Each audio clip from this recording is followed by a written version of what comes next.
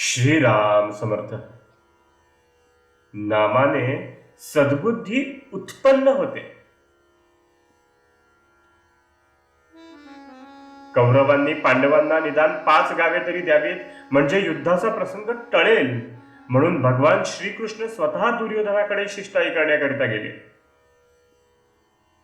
त्यावेळी दुर्योधनाने सांगितले की देवा, तू म्हणतोस ते सर्व बरोबर आहे. न्यायाच्या दृष्टीने तू म्हणतोस तसे काहीतरी करणे जरूर आहे, पण तसे करण्याची मला बुद्धीच होत नाही. त्याला मी काय करू? तू सर्व सत्ताधीश आहेस, तर मग माझी बुद्धीच पालट, म्हणजे सर्वच प्रश्न एकदम मिटेल. परंतु तसे काही न होता पुढे युद्ध झाले हे प्रसिद्धच आहे. तीच स्थिती रावणाच्या बाबतीतही दिसते. म्हणून सगुण रूपी अवताराने वासना किंवा बुद्धी पालटण्याचे कार्य होऊ शकत नाही असे दिसते. सद्बुद्धी उत्पन्न करण्याचे सामर्थ्य फक्त भगवंताच्या नामातच आहे. म्हणूनच त्रिकाला बाधित असणाऱ्या नामावताराची आता जरुरी आहे. नाम म्हणजे भगवंतच आहे.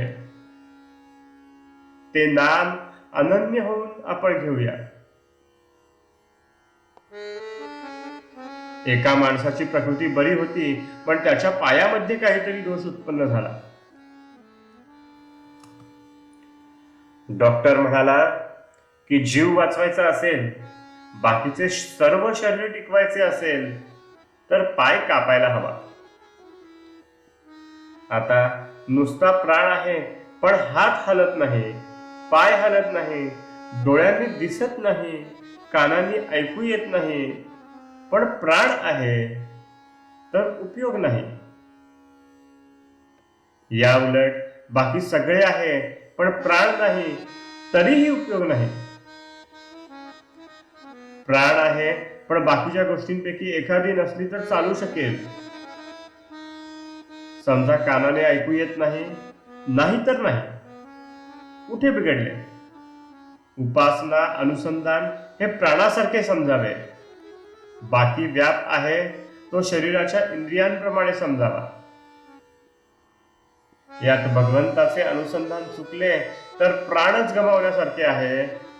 ते सांभाळून जे करता येईल तेवढेच करणे जरूर आहे. ते न सांभाळता बाकीच्या गोष्टी केल्या तर अंती निराशा आहे. आमच्या मनासारख्या गोष्टी होत नाहीत म्हणून आम्ही दुःखी आहोत असे म्हणण्यापेक्षा ती गोष्ट आमच्या मनात आहे हेच दुःख मूळ आहे. आमची गोष्ट सुखदायक आहे ही जी कल्पना आहे तीच दुःखमूळ आहे हे समजून आपण वागले पाहिजे. मांजर उंदराशी खेळते, ते त्याला धरेल, परत सोडेल, पुन्हा धरेल, पुन्हा सोडेल, पण शेवटी प्राण घेईलच त्याचा. तसे काळ आपल्याशी करतो आहे.